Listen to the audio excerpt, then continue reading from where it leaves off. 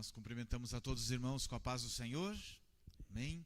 Louvado seja o nome do Senhor nosso Deus, por nós podermos estarmos juntos na casa do Senhor, na manhã do seu santo dia, para mais uma vez podermos aprender um pouquinho mais sobre a sua palavra na nossa escola bíblica de hoje. Hoje, dia 8 de janeiro, estamos aí na nossa segunda lição desta nova série, qual traz por tema Rota 32, o caminho do avivamento. Então hoje nós vamos ter aí a nossa lição de número 2, ela traz por tema tempos de renovação. Esse será o tema aí da nossa lição de hoje. Eu convido os irmãos a se postarem em pé e nós estaremos fazendo a leitura do texto base da nossa lição e na sequência nós vamos estar juntos orando ao Senhor, pedindo a graça e a bênção dele para que possamos assimilar e aprender um pouquinho mais sobre o que aconteceu neste processo aí de avivamento, ou como Deus foi tratando dessas ações de renovação no meio do seu povo, obviamente tirando lições aí para a nossa vida, para o nosso dia a dia. Texto base, Abacuque, capítulo 3, verso 2, parte do verso 2, a segunda parte. O texto base da nossa lição diz assim: Aviva, ó Senhor, a tua obra no meio dos anos, faze-a conhecida na tua ira, lembra-te da misericórdia. Juntos, agradeçamos ao Senhor por estarmos aqui e peçamos a bênção dele sobre nós. Aqueles que puderem, vamos nos ajoelhar e pedir a bênção do Senhor. Senhor nosso Deus e Pai, toda honra e glória seja dada a teu santo e eterno nome, Senhor. Pai, em nome do nosso Senhor Jesus Cristo, nos colocamos aqui, Senhor, diante da tua presença neste momento, Senhor. Estamos iniciando a nossa escola bíblica de hoje. Estamos iniciando, Senhor, mais um momento onde temos aqui a oportunidade de aprendermos um pouquinho mais sobre a tua palavra. Senhor, em nome de Jesus, primeiramente, obrigado. Obrigado por ter nos trazido, Senhor, em paz e em segurança. Obrigado, Senhor, pelo privilégio que temos de poder, sim, estarmos aqui congregados, reunidos diante da Tua presença para mais este momento, Senhor. Por isso, em nome do nosso Senhor Jesus Cristo, tome-nos nas Tuas mãos e que Tu, através do Teu Espírito Santo, tenha liberdade para agir, para operar sobre as nossas vidas. E que possamos aqui juntos, Senhor, aprender um pouquinho mais sobre a Tua palavra, sobre aquilo que o Senhor tem e quer de nossas vidas. Sim, ó Deus Todo-Poderoso, derrame a graça, a bênção do céu sobre mais este momento da escola bíblica, em nome do nosso Senhor Jesus Cristo. E olhe, Senhor, não somente por nós que aqui estamos, mas por toda a Tua igreja, Senhor, que neste instante está assim reunida, Senhor, nos mais diversos lugares, para aprender mais sobre a Tua palavra que é viva e eficaz. Sim, seja com o teu povo, Senhor, e renova-nos, Senhor, como diz o tema da lição de hoje. Sim, renova, Senhor, as nossas almas, a nossa vida ante a tua presença. Em nome do nosso Senhor Jesus Cristo nós te pedimos, e que tudo sim seja para a tua glória, para o teu louvor. Amém, Jesus. Amém.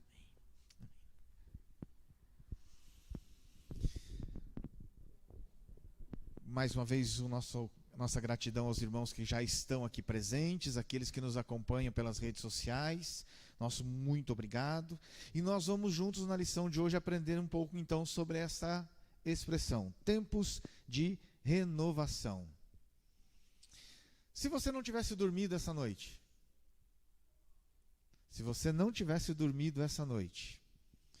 você estaria com o mesmo pique? A gente estaria com a mesma força, com o mesmo vigor físico? Não, né? A gente sabe que não. E aí, olha que coisa interessante. Deus, na sua infinita grandeza, na sua infinita misericórdia, Ele sabe de todas as coisas, Ele conhece todas as coisas, e quando Ele, obviamente, faz o ser humano, Ele também nos faz, e nós sabemos disso, né? Nós somos feitos do pó da terra, ou seja, nós temos as nossas limitações. E diante das limitações que nós temos, e aí vamos usar essa ideia primeiro, essa parte física que nós temos, nós precisamos de um repouso. Para quê? Para renovar as nossas forças, para reabastecer as nossas energias. E aí na grandiosidade de Deus, o nosso corpo, enquanto nós estamos repousando, o nosso corpo está se renovando através aí de todo um trabalhar. que nós não vemos, que nós não percebemos. Mas lá está, é o corpo trabalhando. Você e eu dormimos, descansamos do sono, da parte do sono, e o nosso corpo renova as energias. E no dia seguinte, lá estamos nós despertos. Obviamente, de vez em quando a gente tem aqueles picos de canseira, né, da correria do dia a dia, mas na grande maioria dos dias, né, na maioria esmagadora dos dias, nós acordamos prontos para um novo dia de atividades, pronto para um novo dia de trabalho. Renovação que os nossos hormônios, as nossas células, enfim, o nosso corpo produz. Mas quem fez e faz com que tudo isso aconteça? Que o corpo realmente possa agir de tal maneira? Aquele que o criou. Deus. Deus fez com que o nosso corpo tão perfeito, que mesmo na hora em que nós estamos repousando, Ele continua trabalhando para que nós possamos estar renovados no outro dia. E se em muitas ocasiões o dia seguinte tem atividades diferentes ou desafios diferentes, você vai estar preparado para esse novo desafio. Deus, Ele sempre quer nos renovar. Em meio ao nosso agito, em meio às nossas ações do dia a dia, Deus procura nos renovar. E a lição de hoje, ela vai trazer um pouquinho sobre essa questão do tempos de renovação, mas não somente uma renovação física. Nós usamos aqui uma ideia de um exemplo físico, mas o tempo de renovação de Deus, o que Ele quer fazer em nós, sempre vai ser uma renovação espiritual. No meio do seu povo, em todos os tempos e eras, né, Deus sempre procurou fazer com que o povo estivesse desperto, espiritualmente falando. A introdução da nossa lição, ela usa inclusive um outro exemplo. Ela usa um exemplo da palavrinha revolução. Uma revolução, normalmente ela traz, né, algo diferente, ela busca, né, recuperar alguma coisa, ela busca mostrar que algo está, né, distorcido, e para trazer novamente a um certo prumo, a um certo ponto.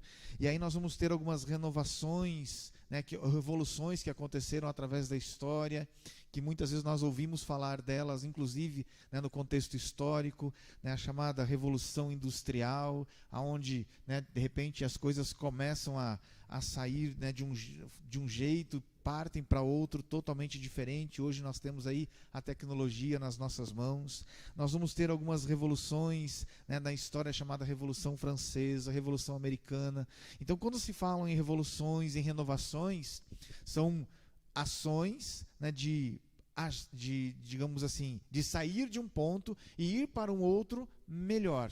Essas são as ideias, né? Até que nós chegamos no tempo de hoje, onde nós vamos ter algumas ações que são feitas de renovações e de revoluções sociais, econômicas, culturais, tecnológicas.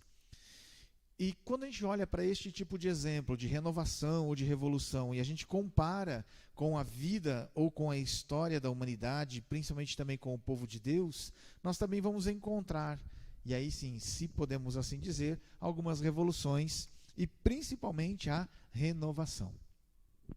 Renovação é algo que está atrelado e relacionado ao termo da lição anterior. Na lição anterior nós vimos sobre o que era avivamento. E dentro do contexto de avivamento, né, o renovo, ou essa questão do avivar, né, do trazer dar nova vida, então faz parte do significado da palavra. E a lição de hoje, ela vai tentar mostrar para nós que durante o período, né, do povo de Deus, desde a criação até o tempo presente, Deus se manifestou ou agiu no meio das pessoas, no meio da igreja, no meio do seu povo, sempre com o intuito de nos renovar. E se nós precisamos nos renovar, se nós precisamos nos reabastecer, se nós precisamos nos avivar novamente, é porque existem dados momentos em que nós estamos precisando. Em que de repente algumas coisas estão acontecendo e a vida em si, né, o avivamento não está acontecendo, no sentido de que falta vida, né, de que as forças estão, né, se esvaindo, e nós precisamos então desta renovação. E a gente vai ver aqui alguns exemplos na lição de hoje nesse sentido. Algumas ações que Deus opera no meio do seu povo, né, no Antigo Testamento principalmente, né, que é o propósito da lição de hoje, e que ficaram de lições para nós, para que nós também pudéssemos deixar Deus tratar e trabalhar de nós num processo de renovação, de avivamento. Então, a lição de hoje vai mostrar um pouquinho então sobre esta questão das ações do Velho Testamento, algumas características dela, né, deste processo de renovação, e por fim nós vamos ter na lição, né, os dois desafios práticos, que é a questão da renovação com consciência e da renovação com quebrantamento. Vão ser os desafios práticos aí para o nosso dia a dia, que vão ficar aí, né, de desafios para o nosso dia a dia. Mas vamos lá. Então nós temos aqui na parte da renovação do Antigo Testamento, e eu vou de repente fazer alguns questionamentos. Diácono César, vou pedir uma ajudinha sua, faz favor, me ajuda aqui. Ou de repente, né, segura aqui o microfone, porque os irmãos vão participar com a gente, né, de forma direta ou indireta, né, daquilo que eles lembram, tá? Então, daquilo que você lembra, você vai me ajudar, porque às vezes a nossa memória é meio curta, né? Então, assim, a gente acaba esquecendo de algumas coisas, vocês me ajudam aí nos lembretes, né? São os lapsos de memória, né? Perda de memória recente, como dizia um certo desenho, né? Então, sabe aqueles desenhos que tinha o desenho do peixinho, né? Da peixinha, que virou sucesso? Não sei se vocês viram, os netos viram, os filhos viram, com certeza, né? Então tinha lá uma peixinha chamada Dory, ela tinha perda de memória recente. Então ela falava, logo em seguida ela já esquecia o que ela falava, né? Então, de vez em quando a gente tem umas perdas de memória, assim, então vocês vão me ajudar hoje a nós lembrarmos aqui de alguns fatos, de algumas histórias bíblicas, né, que aconteceram, e nesses acontecimentos Deus agiu, Deus operou de tal maneira que o povo foi sendo, né, renovado, foi encontrando renovo. E uma das primeiras partes que nós temos aqui é a parte da história que conta sobre o Êxodo. Na nossa lição bíblica vai contar aqui a parte do Êxodo, ou seja, o momento em que Deus usa Moisés para tirar o povo do Egito, para levá-lo à terra prometida. No meio do caminho, ou já, né, em direção à terra prometida, há um momento em que Moisés se encontra com o povo. Aliás, um momento em que Moisés é chamado por Deus para novamente ter uma conversa com Deus. E aí Deus vai dar algo para Moisés no alto desse monte. Acontecem coisas sobrenaturais lá, e Deus entrega para Moisés algumas coisas, né? Diácono César, né, me ajuda aí, porque você vai passar o microfone aqui rapidinho, né? Eu vou pedir uma ajuda aqui, né? Diácono César, passa ali para a diaconisa Silmara primeiro, fazendo um favor. Diaconisa Silmara, o que Deus entrega para Moisés lá naquele monte, né? E aí eu não estou me lembrando aqui, porque tinha uns negócios lá que Deus vai fazer e ele entrega para Moisés. O que Deus entrega para Moisés? A tábua dos 10 mandamentos. Quantas tábuas? Uma só. Foram 2. Quantas? Uma ou 2? Ela está na dúvida. Viu como a gente tem perda de memória recente? Quantas tábuas Deus entrega para Moisés? O Moisés foi 2. 2 tábuas. Foram 2. Tá.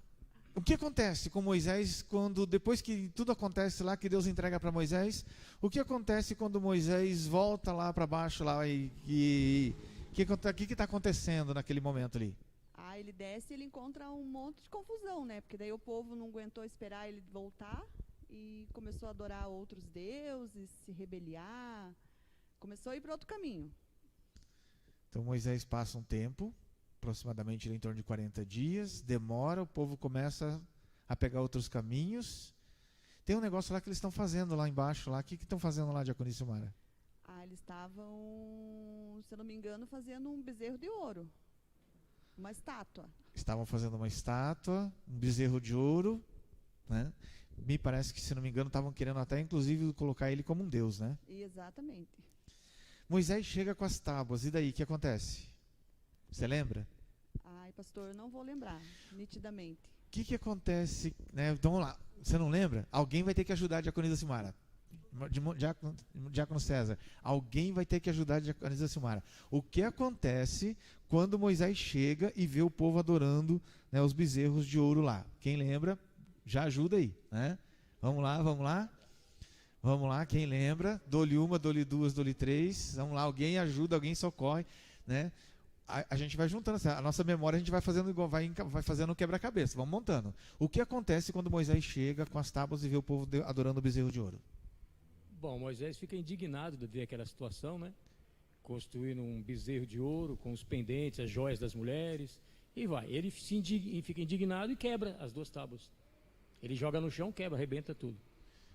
Moisés quebra as 2 tábuas. Por quê? Porque o povo, ele fica indignado com a atitude do povo, que ele subiu, ficou 40 dias lá, ia voltar com as leis de Deus e pensar que ia achar o povo todo ali esperando com paciência, mas o povo se rebelaram, inclusive contra Arão, que obrigou Arão também a fazer o bezerro de ouro, e vai por aí, né? Então, nesse sentido, a gente pode dizer que o povo estava perto de Deus nesse momento ou longe de Deus? Longe de Deus. Creio eu, né? Porque... Nesse sentido, olha que coisa. Deus tinha tirado o povo do cativeiro para o povo ficar perto dele ou longe dele? Perto. Perto dele. Para onde o povo vai? Para longe, né? Olha como é que a gente é. Olha como é que é o ser humano às vezes. Deus faz algo por nós, para nós nos aproximarmos dele, e às vezes nós nos distanciamos dele. Só que Deus não quer o ser humano longe dele. E aí vem a primeira ação. O texto vai dizer para nós ali que naquele momento Moisés vai ficar indignado. Quando ele joga as tábuas no chão e as tábuas quebram, e aí sobe de certa forma a parte da indignação, tem um negócio que acontece lá. O senhor lembra? O que acontece na hora lá que a tábua cai? O que acontece lá com aquele povo ali da história? Bom, o que acontece ali é o seguinte: o povo se rebela e querem ficar, teve ali uma conspiração. O povo querendo fazer eles continuar adorando os deuses, não mais ficar com Moisés, e teve uma separação. Aí Moisés, por Deus, falou: quem é de Deus, quem quer ficar com Deus, vem para o meu lado. O que não querem, fica para o lado de lá. Aí veio a terra, se abriu e morreu um monte de gente ali. E a história. Quer contar mais? A terra abriu? A terra abriu. Aqueles que ficaram do lado lá dos deuses, no caso do bezerro de ouro, morreram e foram mortos. Então, longe de Deus, o fim é a destruição, é morte. Destruição e morte. Aqueles que ficaram do lado de Deus, né, e aí o texto vai. E agora vamos para a partezinha da história. Aqueles que ficaram do lado de Deus receberam uma nova oportunidade. Exatamente. Moisés vai ter um bate-papo com Deus. Vai.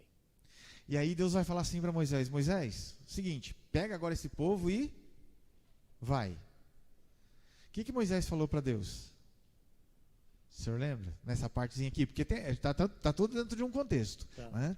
Aí Deus falou assim: Moisés, esse povo aqui é meio obstinado e vai ser meio complicado eu ficar junto com vocês. Deus falando isso para Moisés. Agora estou usando um pouquinho das minhas palavras aqui, né? Então, vai ficar meio complicado eu andar com vocês, eu ir junto com vocês. Pega esse povo e segue o caminho em direção à terra prometida.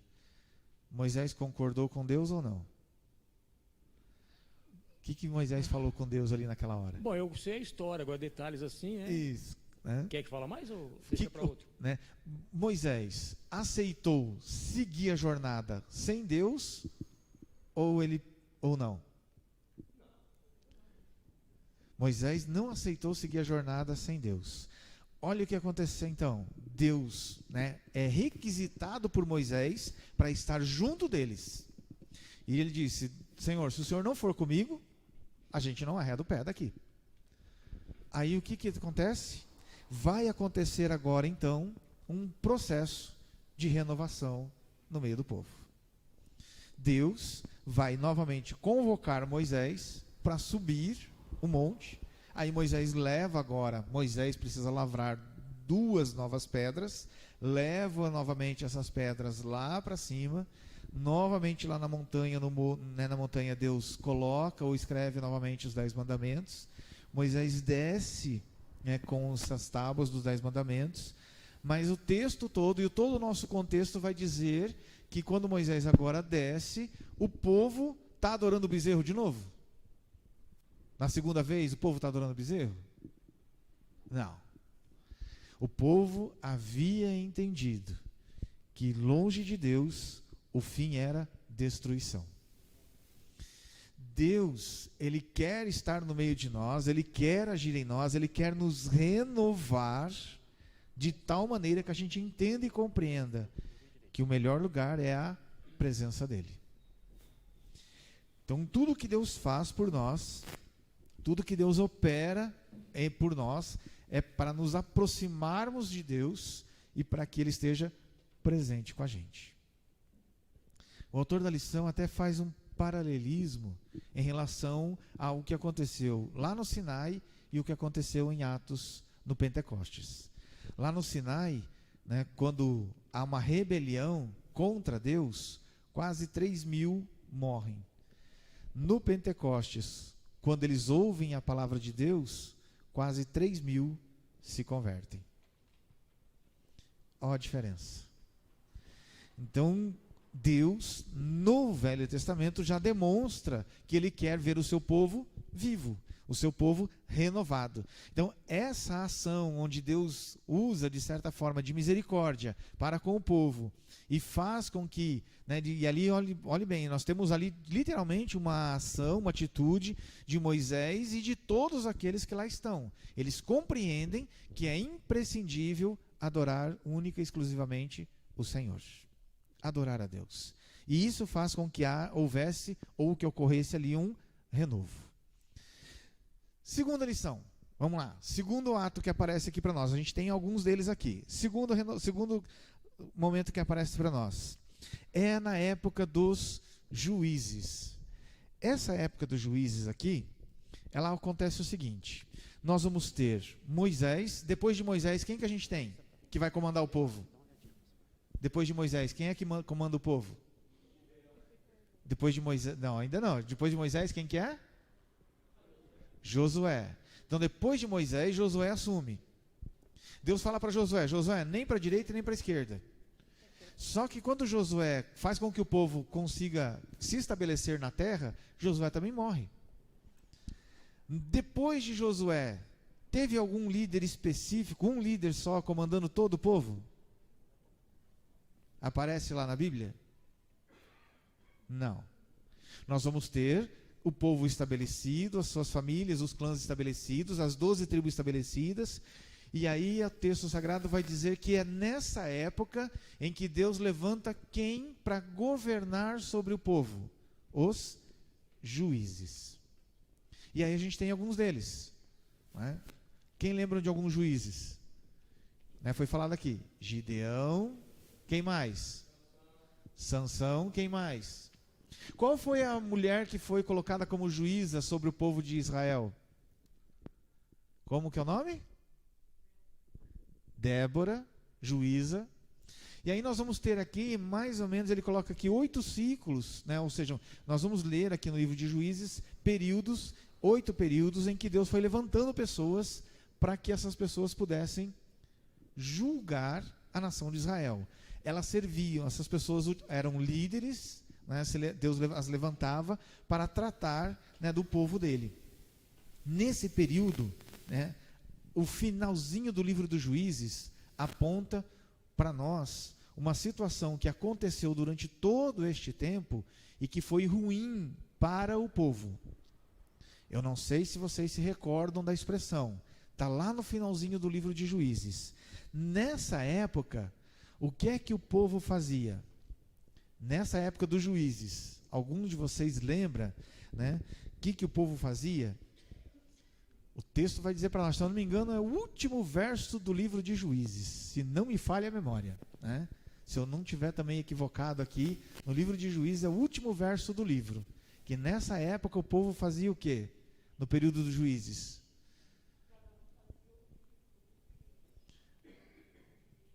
Nessa época, cada um fazia o que bem queria. Cada um, aquele negocinho, cada um por si. Só que não tinha Deus por todos. No ditado. Não tinha.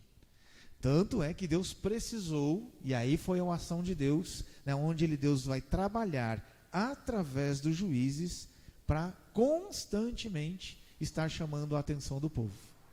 Para constantemente estar trazendo um renovo para o seu povo. A cada momento que o povo degringolava, vamos assim dizer, Deus precisava levantar alguém.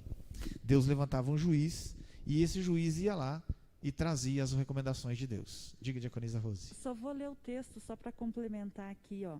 Naqueles dias não havia rei em Israel, Porém, cada um fazia o que parecia reto aos seus olhos. Isso. Cada um fazia o que parecia reto aos seus olhos. Se cada um de nós, para uma determinada coisa, cada um de nós, né, nós queremos resolver do nosso jeito, individualmente falando, a gente vai demorar muito tempo para resolver. E isso é fato. Né? Se de repente tem lá uma tarefa a ser executada e cada um for fazer de um jeito, né, a probabilidade de nós demorarmos mais será muito grande. Então, o que aconteceu espiritualmente naquele período? Em virtude de cada um fazer o que bem queria, o que bem entendia, consequentemente houve confusão naquela época, consequentemente havia constantemente fracassos espirituais. E é nesse contexto que Deus vai utilizar então os juízes, para poder trazer novamente as pessoas para um renovo, trazer as pessoas novamente para o conhecimento de Deus, para as coisas de Deus. E aí por isso que nós vamos ter os juízes, né, julgando naquele momento. Né? Então nós vamos ter ali todo esse contexto, onde nós vamos ver os juízes, muitas vezes se colocando e se postando como reis, como líderes, inclusive no sentido de sair para batalhas, né, como é o caso de Gideão, onde Deus vai chamá-lo não somente para ser juiz, mas para defender a nação, para sair à guerra, para sair à batalha. Então são essas pessoas que Deus vai levantá-las para trazer um renovo para o seu povo. Outra lição: se lá nós não podemos ficar distantes de Deus, aqui no contexto de Juízes, a lição que fica é: Deus não nos chamou para fazermos parte da sua igreja, para nós andarmos sozinhos. Para cada um fazer o que bem entende. Se a gente fizer isso, nós vamos trazer confusão. Porque o que Deus espera no processo de renovação é que a gente continue sendo o seu povo, a sua igreja. Um povo, uma igreja, uma nação, um sacerdócio santo e real. Então o desafio vai ser sempre nós nos prostrarmos dentro da vontade e da soberania de Deus. Então essa é a lição que fica na época dos juízes. Depois disso nós temos um outro período. Aí nós vamos ter um outro período em que Deus vai levantar, né, um profeta. E aí um profeta vai surgir, e esse profeta é Samuel. Samuel vai vir como um juiz, né, o momento em que ele assume o finalzinho ali da era dos juízes, mas também Samuel vai surgir como um dos grandes profetas de Deus. E aí tem algumas coisas que acontecem na época de Samuel, né? Tem uma história que aparece ali para nós, né? E aí de repente quem tiver com a lição já pode ajudar, Diácono César. Qual é o momento da história que acontece ali no período de Samuel, ali no capítulo 6, capítulo 7, né? Quem lembra ali do que está acontecendo naquele período ali, em que Samuel vai fazer vamos assim dizer, um reconcerto com Deus? Quem pode me ajudar? Né? Deixa eu ver uma coisa aqui. Tem um texto da Bíblia Sagrada, que é um texto de Samuel, que a gente vai falar assim, que tem uma situação em que o negócio está pegado, há uma batalha, uma guerra, e depois dessa guerra, Samuel bota uma pedra num certo lugar e dá um nome para esse lugar, e tudo acontece ali naquele lugar. Quem lembra do nome da pedra ou o nome do lugar? Quem lembra? Quem lembra? Como que era o nome da pedra lá que Samuel bota uma pedra e chama aquele lugar do quê? Quem lembra? Quem lembra? Não, quem já participou não vale. É só os outros agora, né? Sejam rápidos, né? Vamos lá. Samuel depois de uma certa situação, Samuel bota uma pedra e chama aquele lugar de... E ele fala uma frase. E que a gente usa ela todo final de ano. Começa com E e termina com Zer. Quem pode ajudar? Vamos lá, se não voluntariar, a gente aponta, né, Diácono César? Né? A gente ajuda, né? Assim, um voluntário apontado. Né? Quem pode ajudar? Fran, você lembra o nome da pedra, Fran? Você não lembra? Ricardo, você lembra o nome da pedra, Ricardo? Né? Vamos lá, quem lembra? Quem ajuda, quem lembra? Irmão Zico, socorre nós, irmão Zico. Você não lembra o nome da... Não? Uhum. Vamos lá, Deus... Uhum. A gente fala assim, até aqui o Senhor nos ajudou. Como é que era o nome do lugar? Ebenezer. Isso, irmão Aparecido, Ebenezer. Mas o que acontece para Deus ajudar? Vocês lembram o que acontece um pouquinho antes? Tem uma situação, e aqui eu tenho o contexto, olha. Por que Samuel chega naquele lugar, bota aquela pedra, chama aquele lugar de Ebenezer e diz, até aqui o Senhor nos ajudou. Ali está acontecendo, e aí o autor da lição tenta mostrar isso para nós, ali está acontecendo um processo de restauração, de renovação do povo. Se nós voltarmos, isso está no capítulo 7 de Samuel, do primeiro livro de Samuel. Se nós voltarmos a nossa leitura para o final do capítulo 6 e começo do capítulo 7, nós vamos encontrar uma informação de que o povo estava em pecado com Deus. O povo não estava, em comunhão com Deus, o povo não estava fazendo a vontade de Deus, não estava praticando a vontade de Deus. Em virtude disso, o que estava acontecendo? Quais eram alguns inimigos do povo de Deus lá na época das guerras? Vocês lembram de alguns nomes lá? Que terminava com Eus lá no final? Lembram os Eus da vida? Lembram um pessoalzinho lá? Lembram qual que eram os inimigos de Deus lá que tinha bastante? Filisteus, Zebuseus, Jebuseus, né? E aí tinha alguns Eus lá, né? Golias era da onde? Era dos filisteus. Nesse momento aqui do capítulo 7, o povo de Israel estava em pecado com Deus, e Samuel estava tentando fazer de tudo para novamente trazer eles para a presença do Senhor. Quando Samuel está conseguindo reunir o povo, os filisteus ficam sabendo que o povo está começando a se juntar de novo. Está começando a virar corpo, está começando a pegar corpo, está começando a ficar unido de novo. Aí o inimigo se levanta para tentar fazer o quê? O que os filisteus pensam? Eles falam assim, o povo está se juntando para vir guerrear contra a gente. Os filisteus pensam isso, só que não era isso que estava acontecendo. Samuel estava restaurando, renovando a vontade e a alegria do povo de novamente desfrutar da comunhão, de viver a alegria da comunhão na presença do Senhor. E Samuel estava conseguindo fazer isso, fazendo com que o povo se arrependesse dos seus pecados e se voltassem para Deus novamente. Quando isso está acontecendo, os filisteus se levantam. Quando os filisteus se levantam, o povo pede socorro. Samuel, socorre a gente, fala com Deus, porque eles estão vindo para guerrear contra nós, e nós não sabemos o que fazer. Nesse momento, Samuel vai interceder e vai orar a Deus. Acontecem alguns fatos, Samuel conversa com Deus, e aí Deus dá forças a eles, de tal maneira, para que eles possam vencer mais uma vez, todas essas investidas que os filisteus têm contra eles. E aí, em virtude disso, que Samuel vai dizer para Deus, Senhor, eu sei que o Senhor está conosco, e o Senhor é quem está nos dando a vitória. A nossa intenção é a intenção de te adorar, de se voltar para ti, se libertar dos nossos pecados e se voltar para ti. A nossa intenção é boa, a intenção dos nossos inimigos é má, eles querem nos destruir, mas eu sei que o Senhor está conosco, por isso até aqui o Senhor nos ajudou. E aquele lugar vai ser chamado de Ebenezer. Naquele dia, naquele momento, quando o povo se voltou, se arrependeu dos seus pecados, e a Bíblia vai dizer isso, que eles se arrependeram dos seus pecados, lançaram fora os deuses, eles estavam adorando ídolos, eles estavam se prostituindo na presença de outros deuses, e Deus estava ficando de lado.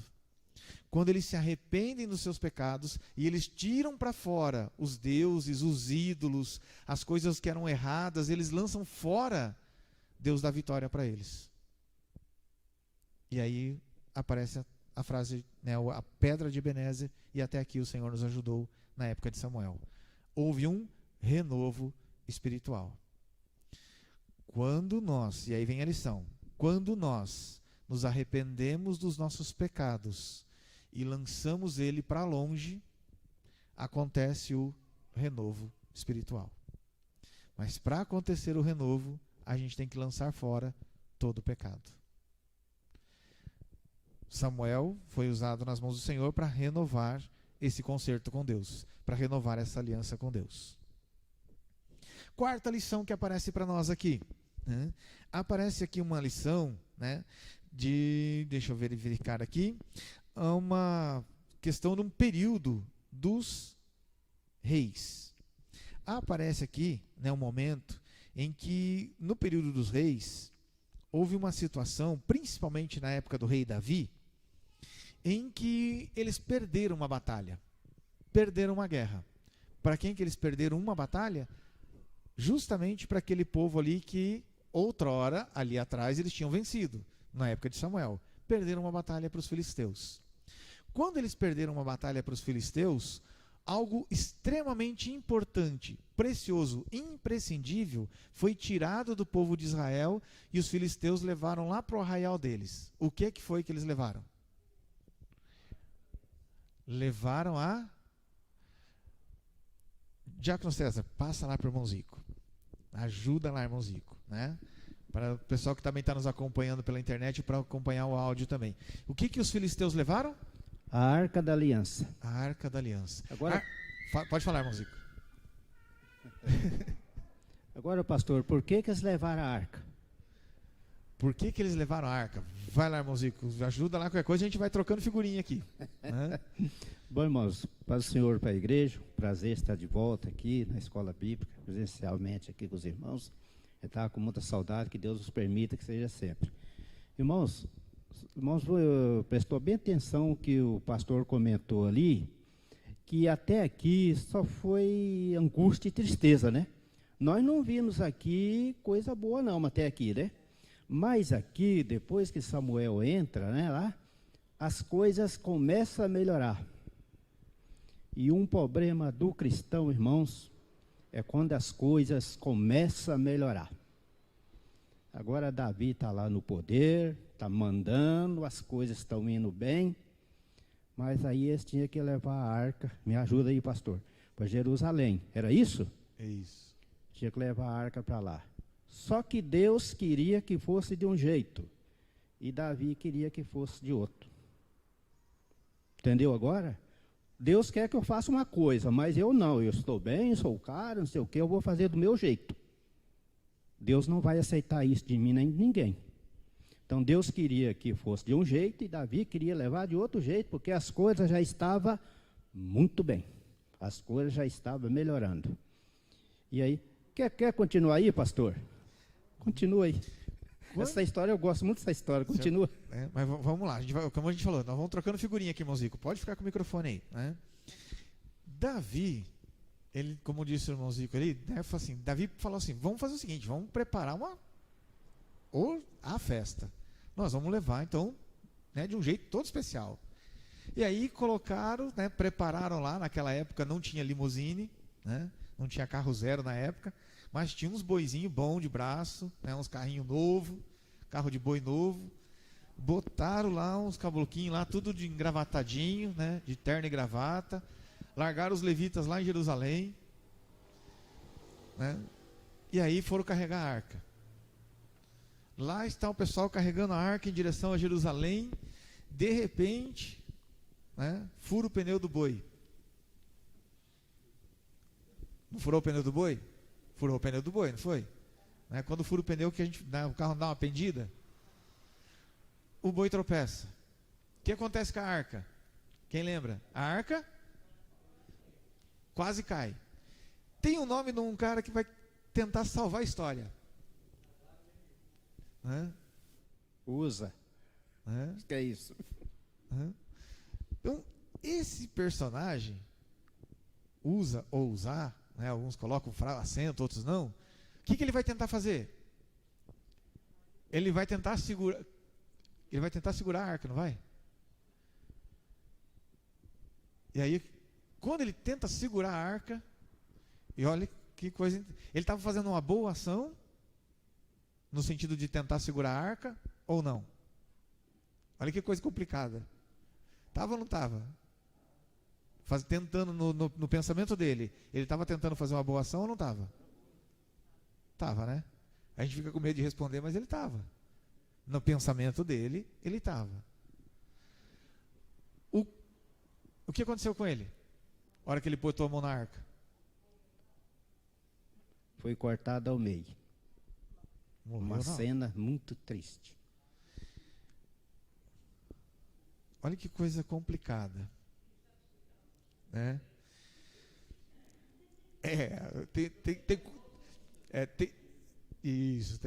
Tem coisa que a gente consegue explicar, tem coisa que a gente tenta entender. Né? E tem o Deuteronômio 29, né, que a gente usa para tudo. Né?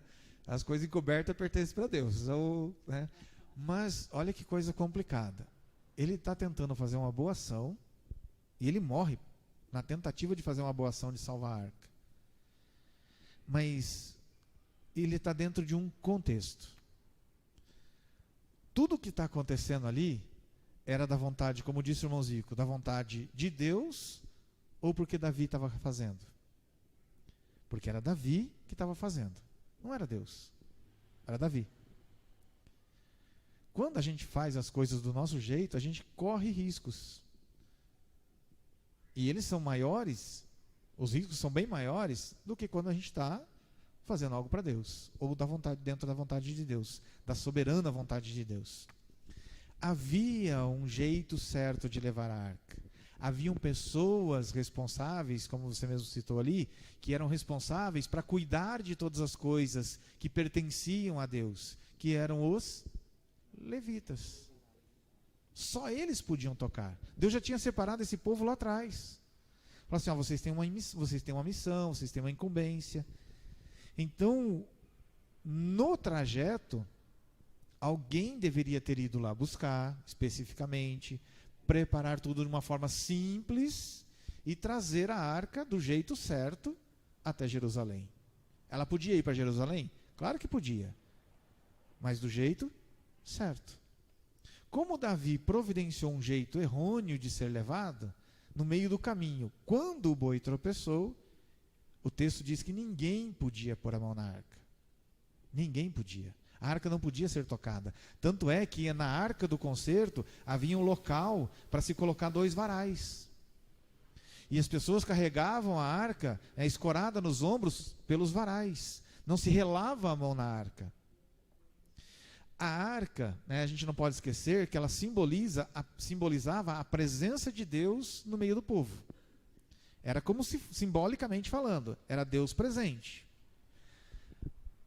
Então, vamos usar assim, vou usar aqui uma tentativa de a gente explicar. Né?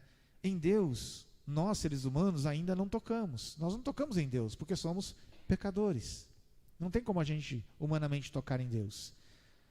Moisés quis ver Deus e Deus falou assim, lá no Monte Sinai, Deus falou assim, entra na fenda da penha que eu vou passar. Depois que eu passar, eu vou deixar você olhar o finalzinho, né, da minha glória. Foi o que aconteceu. Por quê? Porque Deus falou assim, se você me ver, você morre. Na arca ninguém podia tocar, senão morria. Era a presença de Deus. Só podiam levar ela escorada pelos varais. O que Uzá fez? Tocou ou não tocou na arca? Tocou. Podia? Não. Consequência? Morreu. Davi, o texto diz que Davi ficou com medo. Aí caiu a ficha, irmão Zico. Como diz o ditado, né? Caiu a ficha de Davi. Davi continuou levando a arca lá para Jerusalém com a morte de Uzá ou não? Hein, irmão Zico? Não, ele não podia nem lembrar da arca. Eu acredito que um dos episódios de Davi mais sofrido da vida dele foi esse, pastor.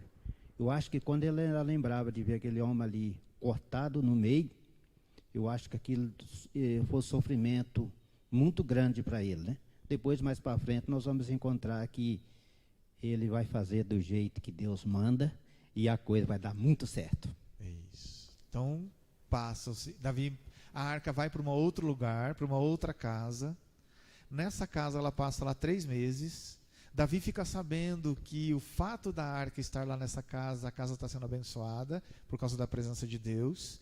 E aí Davi fala assim, opa, precisamos trazer ela para Jerusalém. Aí, depois de um tempo, como disse o irmão Zico, Davi vai providenciar da forma correta, exatamente como Deus queria que ela fosse transportada. E aí, Davi, agora sim, Davi vai fazer algo que, digamos assim, ele vai fazer a parte dele para tentar agradar a Deus. Antes ele estava agradando as vontades dele para levar a arca para Jerusalém. Agora ele providencia o meio certo da arca chegar em Jerusalém e ele mesmo vai querer agradar a Deus. Lembra o que Davi fazia?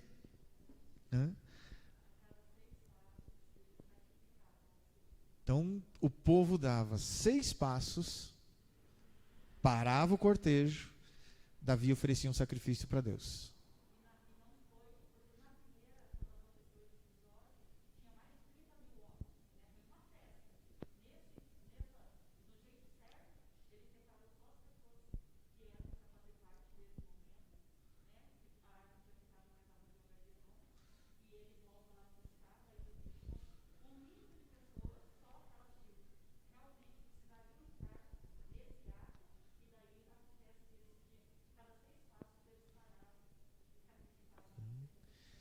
Então, lá atrás, como disse a diaconisa Rose, quase 30 mil. 30 mil homens querem fazer uma festa tremenda para receber a arca. Agora, no segundo momento, só o grupo necessário. Só aquilo que era essencial para conduzir a arca. E a cada 6 passos que eles davam em direção a Jerusalém, um sacrifício era feito. E o texto diz que, à medida que o sacrifício ia sendo feito, a alegria ia tomando conta do coração de Davi de novo.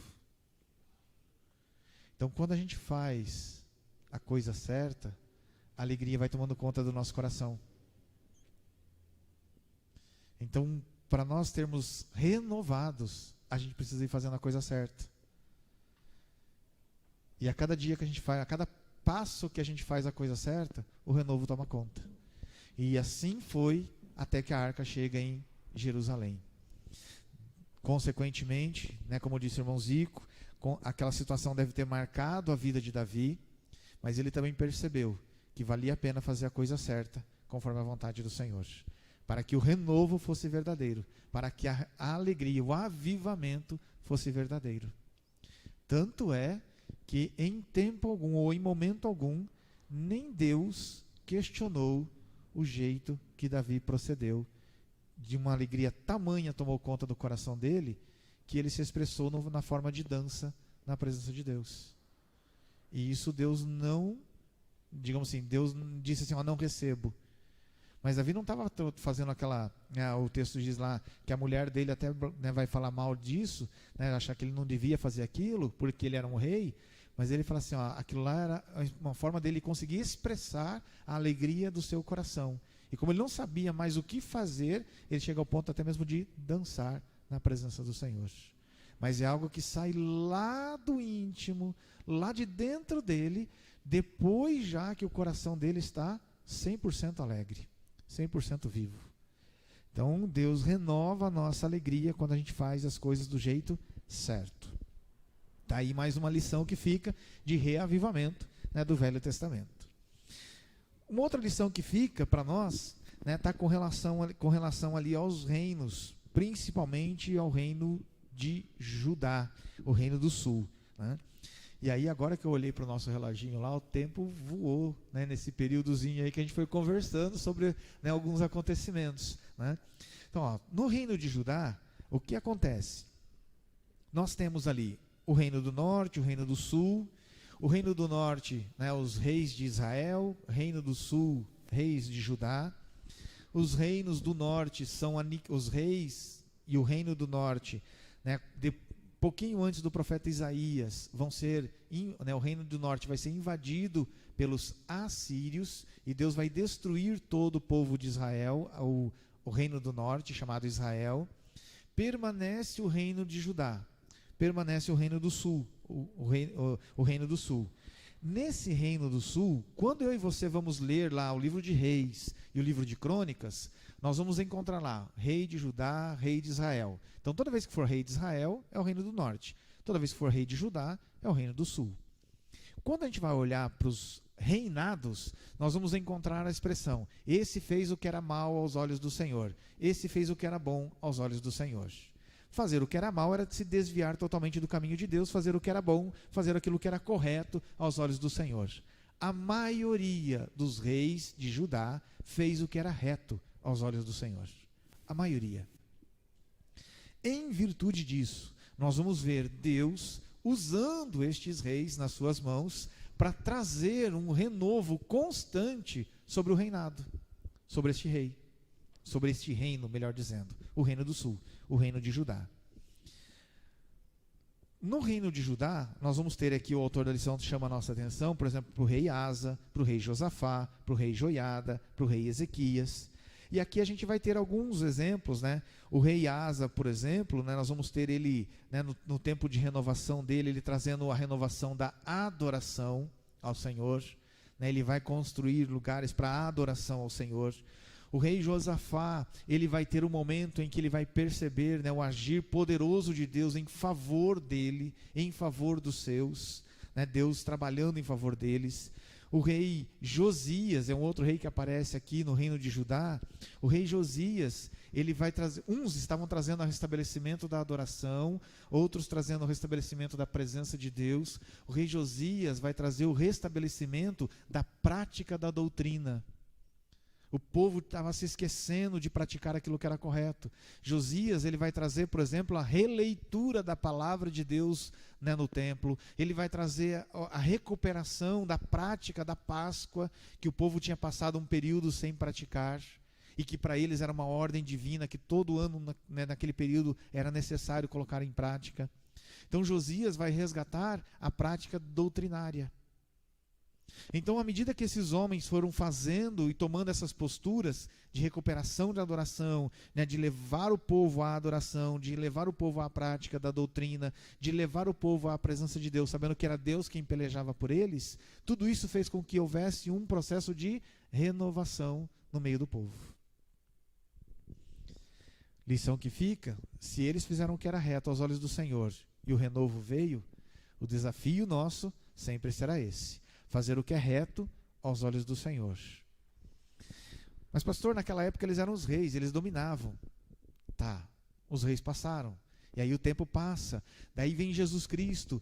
Jesus Cristo vem como sacerdote, vem como rei, vem como aquele que é para ser sacrificado em nosso lugar. E de repente um dos seus discípulos entende o que Jesus tinha dito. E Jesus falou assim para eles: agora não vai ter mais rei, agora não vai ter mais sacerdote, agora não vai ter mais profeta, agora vocês são tudo isso em mim. E aí um dos discípulos de Jesus vai escrever lá na frente: vós sois o sacerdócio real. Então tudo aquilo que os sacerdotes faziam, tudo aquilo que os reis faziam na presença do Senhor, agora a incumbência é de todo crente. Não é de um só. É de todo. Cada crente é um sacerdote. Cada crente é um rei. Cada crente é um líder espiritual na presença de Deus. Então, à medida que nós vamos fazendo aquilo que é reto aos olhos do Senhor, Deus vai trazendo renovo. Mas Ele precisa de alguém que faça. E se nós todos entendermos qual é a nossa posição hoje, o renovo acontece. Assim como aconteceu no tempo passado.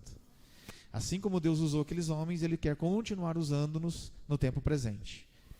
Então, esse foi mais uma outra lição que ficou para nós dos renovos que aconteciam, né? E aí, no finalzinho, ele vai apresentar para nós aqui um último estágio, né, nesse processo do Velho Testamento. E aí a lição de hoje tentou mostrar fatos em que Deus agiu no sentido de renovar o seu povo no Velho Testamento. Nós vamos ter um período chamado período pós-exílico, aonde depois que a Babilônia invadiu Judá, destruiu Jerusalém, lá está, né, Daniel, os amigos de Daniel vivendo lá na Babilônia, mas não deixando de servir a Deus. O tempo passa, de repente aparece um personagem que está lá servindo ao rei, e ele fica sabendo que Jerusalém está destruída, ele fica sabendo que o lugar onde os seus pais e os seus avós nasceram está destruído. E ele fala assim: isso não pode ficar assim. O lugar que os meus pais, que os meus avós, que Deus deu para eles edificarem, para eles construírem e para eles morarem, não pode ficar desolado. Jerusalém é a capital de Deus, Jerusalém é a cidade de Deus, ela não pode ficar desolada. Quem era esse personagem que servia o rei e que quis voltar para Jerusalém para reconstruir Jerusalém? Quem lembra? Neemias. E aí nós vamos ter a história de Neemias, de Esdras, de Zorobabel, de Ageu, de Zacarias, de Malaquias, que são os profetas ali do finalzinho do Velho Testamento, que vão descrever para nós toda a intenção, a vontade e o esforço deles de reconstruírem Jerusalém. Eles reconstroem os muros, eles reconstroem o templo. E aí Ageu, ele vai usar de uma expressão, né, para designar lá no livro de Ageu, dizendo assim, ó, que a glória da segunda casa seria até maior do que a da primeira. E o templo era bem pequeno. O templo de Salomão, que foi lá da época de Davi, lá que Davi queria construir, Salomão depois construiu, era gigantesco, enorme. O templo que foi reconstruído por Neemias, por Esdras, era pequenininho em relação ao templo de Salomão. Era bem pequeno. E Ageu disse, ó, a glória desse templo vai ser maior do que a da primeira. Por quê? Porque era exatamente naquele templo que ia ser construído, tempos depois, o próprio Cristo ia passar por lá. E para dizer, ó, esse templo aqui não é nada. Eu posso destruir ele. E eu vou. Daí ele vai falar dele, né? Vou destruir o templo e em 3 dias eu vou reconstruir. Então, a presença de Cristo vai se manifestar tempos depois, naquele lugar que foi reconstruído. Jerusalém é reconstruída por Esdras, por Neemias, por Zorobabel. Há um renovo. Muitas pessoas tiveram desejo de voltar para aquele lugar, para reconstruir, para ajudar no processo de reconstrução. Então, Deus usou aqueles homens, usou aquelas pessoas para reconstruírem, para trazer um renovo para o seu povo.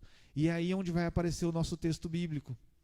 O texto bíblico de Abacuque faz parte deste contexto. O texto vai dizer lá, viva, ó Senhor, a tua obra no meio dos anos. Na tua ira, lembra-te da misericórdia. Deus permite, Deus traz de volta o povo para aquele lugar, para que eles estejam, na presença de Deus novamente, na cidade que era deles, Jerusalém. Deus olha para nós, e se alguma coisa ficou destruída ou está destruída, e precisa ser reconstruída, precisa ser renovada, Ele quer contar com a gente. Deus quer contar comigo e com você. Toda e qualquer situação que possa estar destruída, Deus pode nos ajudar, a nos ajudar, e nós nos colocarmos na presença dEle, nós podemos reconstruir de novo, trazendo um renovo, principalmente se formos questões espirituais. Principalmente. Então são lições que ficaram para nós, do Velho Testamento, onde Deus usou pessoas para trazer uma renovação para o meio do seu povo. Todas essas ações ficaram de lições para nós. E aí, para a gente finalizar, ficaram ali algumas características. O agir de Deus na vida das pessoas é direcional, ou seja, Deus quer nos dirigir, Deus quer nos conduzir. Nós precisamos deixar isso acontecer. É só a gente lembrar da historinha de Davi. Enquanto ele quis ir por ele mesmo, deu errado. Quando ele entendeu e lembrou-se das orientações de Deus, as coisas deram certas. Então eu e você, para que o renovo aconteça, nós precisamos deixar Deus nos dirigir. Precisamos deixar Deus nos guiar. Então essa é uma característica que aconteceu com todos eles. E uma outra característica que acontece é a questão da intensidade da ação de Deus, que ficou ali de lição para nós. Deus, ele vai agir de tal maneira, no momento em que nós vamos sendo direcionados por Deus, Deus vai atuando grandiosamente no meio de nós. o que foi acontecendo? E eu lembro aqui a fala do irmão Zico, né? O renovo de Deus foi acontecendo num certo período, muitos não compreenderam, mas quando chega da época de Davi para frente, parece que as coisas começam a se engrenar. Mas vão engrenar por quê? Porque um pouquinho antes de Davi nós vamos ter reis que vão estar preocupados com que isso de fato aconteça. E a renovação ela vai se tornando gradual. Então, à medida que nós buscamos essa renovação, buscamos o avivamento de Deus, nós temos a possibilidade de que essa renovação seja mais intensa a cada dia. Mais intensa a cada dia. Então Deus, Ele não somente quer nos direcionar, Ele quer fazer com que o avivamento seja mais intenso, que o avivamento seja crescente. E aí, né, nós vamos ter ali o finalzinho da lição, falando um pouquinho sobre a vontade de Deus, onde nós vamos, digamos assim, deixa eu pegar aqui um texto, uma frasinha que eu marquei aqui. Há constantemente uma mobilização coletiva, há constantemente uma mobilização coletiva, a ênfase na contrição, quebrantamento, zelo pela palavra, práticas devocionais, revisão da conduta moral e muito mais, quando se busca o avivamento. Então, à medida que nós vamos buscando o avivamento, as transformações vão acontecendo. Então, à medida que o povo foi buscando o avivamento, ele foi sendo transformado. À medida que eu e você buscarmos o nosso avivamento, nós também vamos sendo transformados. E aí vem os dois desafios práticos. Eu preciso buscar o meu avivamento, a minha renovação, de forma consciente. Eu preciso entender as coisas de Deus, eu preciso compreender o que Deus quer. Esse é o primeiro grande passo, o primeiro grande desafio. Então, de forma consciente. E à medida que a Bíblia diz, que a palavra de Deus, olha, faça assim, e eu preciso deixar o Espírito Santo me ajudar a entender que é assim que deve ser feito, o segundo desafio é buscar a renovação com quebrantamento. Eu preciso me quebrantar, eu preciso me render aos pés do Senhor. Então, quando a gente busca com consciência e a gente busca a renovação com quebrantamento, o avivamento acontece. O avivamento acontece. Então, toda vez, vamos pegar aqui uma liçãozinha para hoje. Toda vez que algum de nós questionar, Senhor, mas nós precisávamos ser mais avivados, pergunte para você mesmo se você tem consciência do que Deus quer e se você está se quebrantando na presença do Senhor. Porque nós somos, individualmente, temos as nossas responsas, no sentido de sermos sacerdotes, no sentido de sermos responsáveis pela obra do Senhor. Assim como todos aqueles homens foram no passado. Hoje, todos nós também somos responsáveis pelo avivamento da casa do Senhor. Se cada um de nós entender isso, o avivamento pode ser maior do que a gente possa imaginar ou do que a gente possa pensar. Que a gente possa buscar o avivamento com consciência e com quebrantamento. Amém? Estamos chegando aí ao final da nossa lição bíblica de hoje. Então, obrigado aí aos irmãos que puderam ajudar, que puderam participar. Nós vamos fazer então a nossa oração de gratidão a Deus pela lição de hoje, que trouxe aí por tema, vamos pegar aqui o tema da nossa lição de hoje, tempos de renovação, a lição de número 2. Nós vamos pedir a bênção do Senhor para que nós possamos ter consciência e nós nos quebrantarmos para que a renovação aconteça em nós. E nós vamos orar por nós, para que o Espírito Santo nos ajude a nós compreendermos cada vez mais a vontade do Senhor e nos quebrantarmos na sua presença. E na sequência, estaremos também ofertando à casa do Senhor nosso Deus. Vamos colocar em pé, nós estaremos juntos orando ao Senhor nosso Deus. Oremos a Ele. Senhor nosso Deus e Pai, toda honra, Senhor, e toda glória seja dada a Teu santo e eterno nome. Pai, muito obrigado. Obrigado, Senhor, por este momento em que nós aqui passamos na Tua presença. Hoje, Senhor, passamos aqui relembrando, Senhor, momentos, Senhor, da época antes de Cristo, onde o Senhor agiu poderosamente no meio do Teu povo, reavivando eles, reanimando o Seu povo na sua jornada, na sua caminhada, trazendo, Senhor, um renovo espiritual para a sua caminhada, para a sua jornada, Senhor, no seu dia a dia. Senhor, os exemplos ficaram. para nós. O apóstolo Paulo disse que tudo quanto foi escrito, para o nosso ensino foi escrito. Senhor, que nós possamos sim, Senhor, extrair lições para a nossa vida, para o tempo presente. E os desafios ficaram aqui, Senhor, para que nós sejamos renovados, para que nós, Senhor, possamos experimentar o verdadeiro avivamento, que nós possamos buscar, Senhor, a renovação com consciência.